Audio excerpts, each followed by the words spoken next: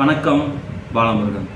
பெரியாருடைய 50வது ஆண்டு நினைவு நாள் முந்தானத்து வந்துச்சு. உலகெங்கும் இருக்கக்கூடிய மக்கள் அனைவருமே தன்னுடைய நன்றி உணர்ச்சியை தெரிவிச்சிட்டாங்க.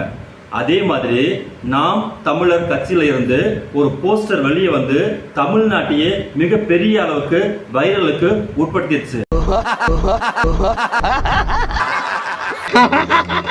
அது என்னன்னு கேட்டீங்கன்னா, அந்த போஸ்டர்ல மானமும் அறிவும் மனிதனுக்கு அழகு, சுயமரியாதைக்காக வாழ்நாள் முழுக்க தன் மூத்திர பையை சுமந்து கொண்டே போராடினார் பெரியார். இன்னும் நிறைய வார்த்தைகளோட முன் வச்சு பெரியாருக்கு நினைவேந்தல் கொண்டாடுகிறோம் அப்படிங்கிற ஒரு போஸ்டர் வெளியில வந்து ஆதரவாளர்கள் மற்றும் எதிர்ப்பாளர்கள் இருவரையுமே அதிர்ச்சிக்கு உள்ளாக்கிருச்சு. உனக்கெல்லாம் மானம், சூடு, சோரணை, ஈனம் எதுவுமே கிடையாதா? சோறு தானே திங்கிற? என்னதான்டா இங்க நடக்குதுங்கிற மாதிரி அனைவருமே உற்று நோக்க ஆரம்பிச்சிட்டாங்க. அண்ணன் என்ன நினைப்புல இந்த போஸ்டர் போட்டாருன்னு தெரியல. ஆனா 2 பேரும் சேர்ந்து அண்ணனை வச்சு செய்யன்னு நேற்று ஃபுல்லா செஞ்சுட்டாங்க. அதுதான் இன்னைக்கு நம்ம பார்க்கக்கூடிய முக்கியமான விஷயம். சரி, அதாவது பெரியார் நினைவேந்தல் அப்படின்னு சொல்லி அனைத்து கட்சியில் இருக்கக்கூடியவர்களும் ஐயாவுக்கு வந்துகிட்டு வாழ்த்துக்கள் தெரிவிக்கிறது, வீர வணக்கம் செலுத்துறதுல ரொம்ப இயல்பான ஒரு விஷயம்.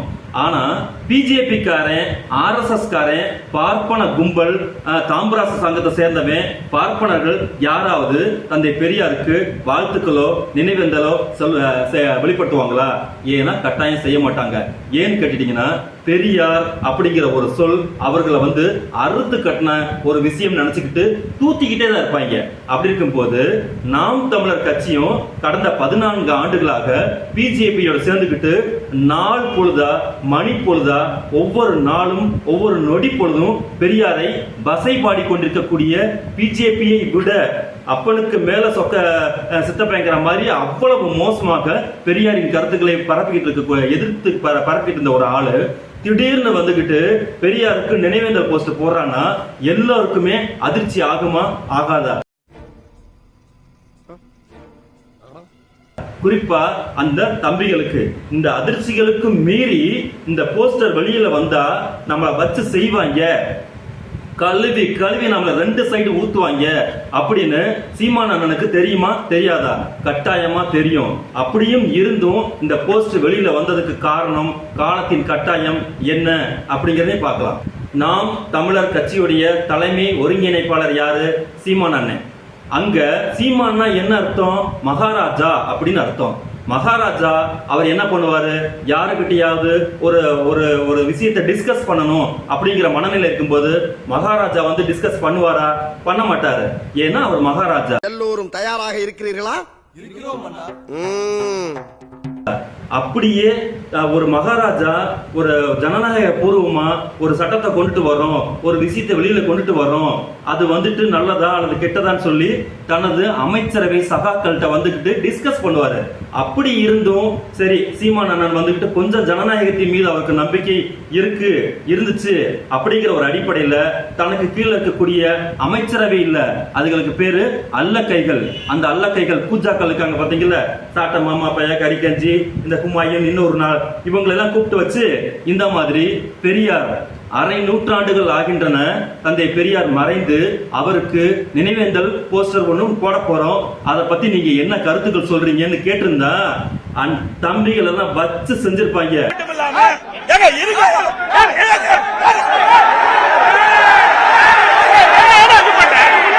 அண்ணே, நீ மெண்டல் மாதிரி எதுவும் உளறிட்டு கிடக்காத. வர வர உன் பேச்சுக்கு என்ன சொல்றேன்னு உனக்கு ஜாதரை அடிக்கிறதே எங்களுக்கு பெரிய சிரமமா இருக்கு. நீ வரல போற போக்குல நெஞ்ச வடைச்சுக்கிட்டு காலையில ஆமான்னு ஒன்று சொல்லிட்டு போவ, மத்தியானம் வந்து அது இல்லைன்னு சொல்லுவா. உனக்கு பின்னாடி உட்காந்து நாங்க வீடியோ போட்டு அதுல கமெண்ட்ஸ்ல எங்களுக்கு கழிவு ஊத்துறதே எங்களுக்கு நேரம் சரியா இருக்கு. குறைந்தபட்சம் ஒரு 4 நாளைக்காவது உன் கருத்துல நீ நில்லுங்க முதல்ல. அதனால இந்த மாதிரி டேஞ்சர் பொசிஷனான விஷயத்தெல்லாம் கையில எடுக்காத. வருஷ கணக்கா நாங்க வந்துகிட்டு பெரியார கழுவி ஊத்திருக்கோம். ஒரு 4 வாரத்துக்கு பெரியார கெட்ட வார்த்தை சொல்லி திட்டிட்டு நாங்க இன்னைக்கு வரைக்கும் வண்டியை ஓடிட்டு இருக்கோம். நீ எடானா வந்துகிட்டு பெரியாருக்கு 1/2 நூற்றாண்டு ஆகி போச்சு. அவர் இந்த மனித குலத்துடைய மனிதர், ஜாதி ஒழிப்பு வீரர், மானமும் அறிவும் சுயமரியாதை கற்றுக் கொடுத்த ஒரு மிகப்பெரிய பெருந்தகை. இதெல்லாம் எங்களுக்கு தெரியாதா? இது எனக்கு மட்டும் இல்ல, நேற்று தமிழ்நாட்டில் பிறந்த குஞ்சுகளுக்கு கொண்டு தெரியும். அதை நீங்க ஒண்ணு கத்துக் கொடுக்க வேண்டிய அவசியம் இல்ல. அதனால பொத்துக்கிட்டு நம்ம வாங்கின பேமெண்ட்டுக்கு நம்ம செய்யக்கூடிய அஜெண்டாவுக்கு அந்த இதுக்கு தகுந்த மாதிரி ஒர்க்க பார்ப்போம்னே. நாம் யாருக்கு என்ன தீங்கு செய்தோம்? நமக்கு மட்டும் ஏன் இப்படி எல்லாம் நடக்கிறது? தேவையில்லாத வேலையெல்லாம் நீ பண்ணாதனே. மற்றவங்களையும் டென்ஷன் பண்ணாத. தம்பிகளை பத்தி உனக்கு தெரியும். எவனா இருந்தாலும் பார்க்க மாட்டான்.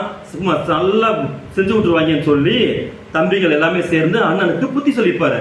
ஆனா மகாராஜாவா இருக்கக்கூடிய காரணத்தினால அண்ணன் தம்பிகிட்ட டிஸ்கஸ் பண்ணல. ஆனா மகாராஜாவே கண்ட்ரோல் பண்ணுவதற்குரிய ஒரு சுவிட்ச் பாக்ஸ் இருக்கு. அது யாருன்னு கேட்டீங்கன்னா அவங்க தான் சீமான். செருப்பு கழட்டி நான் உன்னை அடிப்பேன் சீமான், எழுதி வச்சுக்கோ. செருப்பு கழட்டி நான் உன்னை அடிப்பேன். அது மட்டும் தான் உனக்கு மிச்சம். மகாராணி. இந்த உலகத்துல எப்பேற்பட்ட மகாராஜா வேணா இருக்கட்டும், ஆனா அனைவரும் யாருக்கு கட்டுப்பட்டவர்கள்? மகாராணிக்கு கட்டுப்பட்டவங்க.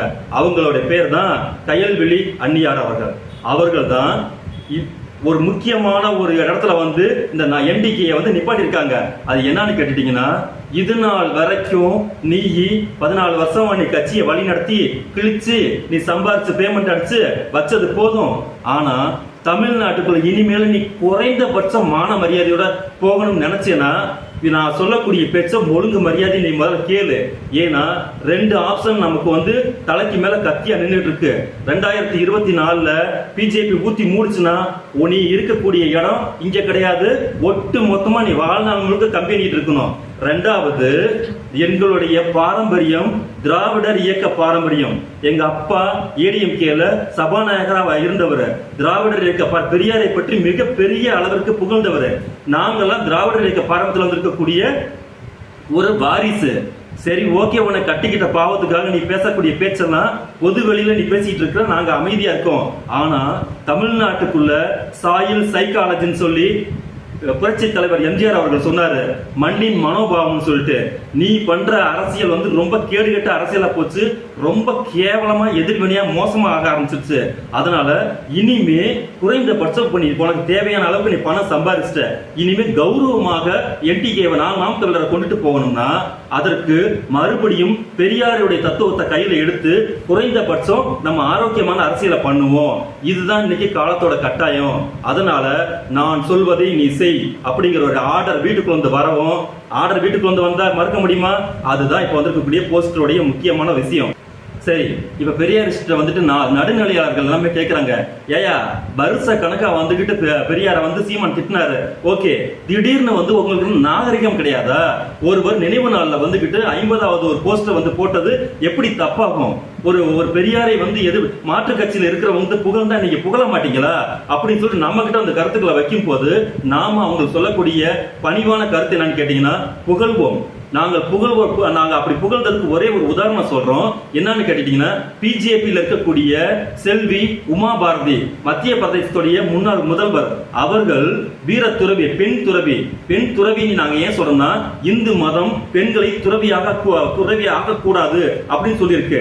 ஆனா அதையும் மீறிக்கிட்டு இவங்க பெண் துறவியா இருக்கும் போது தமிழ்நாட்டுக்கு விசிட் அடிக்கும் போது நாங்க அவங்களை பெரியார் திடலுக்கு கூட்டிட்டு போய் அவங்களுக்கு சிவப்பு கம்பள வரவேற்பு கொடுத்து அவங்களுக்கு மரியாதை செலுத்தி பொன்னாடை போட்டு அவங்களுக்கு அங்க இருக்கக்கூடிய பெரியார் திடல்ல இருக்கக்கூடிய மிகப்பெரிய விஷயங்கள் எல்லாத்தையும் எடுத்து காட்டி அவங்க வாயாலே சொன்ன வார்த்தை பெரியார் கி ஜிந்தாபாத்.